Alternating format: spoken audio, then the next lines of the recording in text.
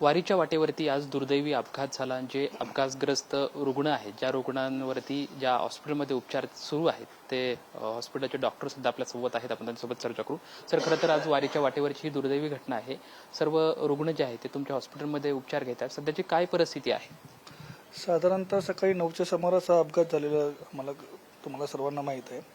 त्यावेळेस सर्वप्रथम 4 रुग्ण आमच्याकडे आले.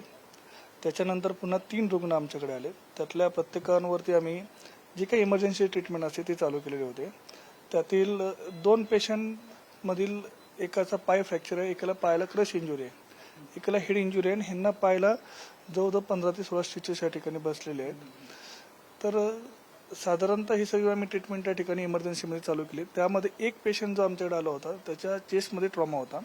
जसं की आपण रिब फ्रॅक्चर झाल्यानंतर जो काही हिमॅथोरॅक्स बसतो, लंग पंक्चर होणे आपण म्हणतो, अशा काही गोष्टी त्या ठिकाणी होऊ शकतात. त्याचप्रमाणे लेफ्ट साईडचा स्कॅप्युला पण फ्रॅक्चर दिसत होता, शोल्डर जॉईंट पण डिस्लोकेट दिसत होता. तर आम्ही ते इमर्जन्सीमध्ये त्यांना रिसक्सिटेट करून म्हणजे आम्ही त्या ठिकाणी इंट्युबेशन केलं, त्यांना व्हेंटिलेटरवर घेतलं त्या पेशंटला आणि पुढील उपचारासाठी शासनाच्या मदतीने आम्ही सर्व गाईडलाईन्सनुसार त्यांना आम्ही पुढील उपचारासाठी पाठवून दिलं. आता तुमच्या हॉस्पिटलमध्ये किती रुग्ण उपचार घेतात? विशेष म्हणजे त्यांची प्रकृती सध्या कशी स्थिर आहे किंवा आणखी काय गरज आहे? आता जर बघितलं गेलं तर ह्याच्यामध्ये 2 पेशंट असे आहेत की ज्यांच्या लॉंग बोन फ्रॅक्चर आहे. ह्याच्यामध्ये एक छोटंसं गोष्ट असं तर पल्मोनरी एम्बोलिझम वगैरे बसणं किंवा काय नाही, त्यांचा बीपी आल्यानंतर लो होता. हे दोन्ही पेशंटचं सांगतो मी.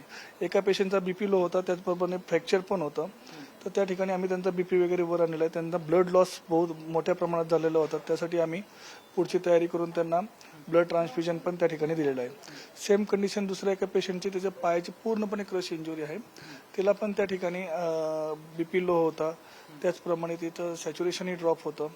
तर तिलाही त्या ठिकाणी आम्ही अत्यावश्यक ट्रीटमेंट घेऊन त्यांना ब्लड वगैरे देऊन बाकीच्या पुढच्या गोष्टी चालू केलेल्या आहेत. थोडेसे आता फिटनेसच्या दृष्टिकोनातून आम्हाला बघावं लागेल की या पेशंटचं आपल्याला पुढील नेक्स्ट ऑपरेशन कसं करता येईल, काय करता येईल, हे आपल्याला सर्व गोष्टी बघाव्या लागतील. खरं तर आज राज्याचे उपमुख्यमंत्री सुनेत्रा पवार असतील, मंत्री चंद्रशेखर बावनकुळे हॉस्पिटलमध्ये आले, या ठिकाणी भेट देऊन गेले, आढावा घेऊन गेले. त्यांनी काय आश्वासित केले? विशेष म्हणजे तुमच्यासमोर आता उपचाराचं काही मोठं आव्हान आहे का? हा, नक्कीच. सकाळी साधारणतः ऑपरेशन झाल्यानंतर 1 तासाच्या आतमध्ये या ठिकाणी राज्याच्या उपमुख्यमंत्री सुनेत्रा वहिनी पवार या ठिकाणी आलेल्या होत्या. त्याचप्रमाणे जिल्हा अधीक्षक जे आहेत संदीप गिल साहेब होते.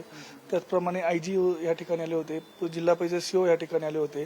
जिल्हा शल्य चिकित्सक, जिल्ह्याचे आरोग्य अधिकारी असतील, तालुका, सगळ्यांनी आम्ही हे काम करत असताना मोटिवेट केलेलं आहे आम्हाला. आणि जे काही आम्हाला ह्या माऊलींच्या संदर्भात जे काही गोष्टी लागतील त्यांनी त्या ठिकाणी आम्हाला द्यायचं आश्वासित केलेलं आहे. परंतु त्याचबरोबर हे हॉस्पिटल पण आयुष्यमान भारत योजनेच्या अंतर्गत आहे. बहुतांश शासनाच्या स्कीम या ठिकाणी आहेत आणि एक माऊलींची सेवा म्हणून हॉस्पिटल पण त्यांना कुठल्याही प्रकारचं चार्ज न करता या ठिकाणी त्यांना आपण एक मोफत उपचार या ठिकाणी देणार आहोत. एकंदरीत आपण बघू शकतोय की वारीच्या वाटेवरती ज्या माऊलींचा अपघात झाला त्यांच्यावरती सध्या जेजुरी इथल्या एका खासगी रुग्णालयामध्ये आहे ते उपचार सुरू आहेत. आपण बघू शकतो की हे सर्व रुग्ण लवकरात लवकर बरे होण्यासाठी आम्ही सर्वतर तयार आहोत असं डॉक्टरांकडून सुद्धा सांगण्यात येते. रुग्णांना सुद्धा या ठिकाणी आधार देण्यासाठी राज्याचे उपमुख्यमंत्री सुनेत्रा पवार, त्याचबरोबर मंत्री चंद्रशेखर बावनकुळे हे सुद्धा आलेले होते आणि ते लवकरात लवकर ते बरे व्हावेत असं त्यांनी प्रार्थना सुद्धा केलेली आपल्याला पाहायला मिळते. कॅमेरामॅन विकी चव्हाण सोबत लक्ष्मण जाधव, TVN मराठी, जेजुरी.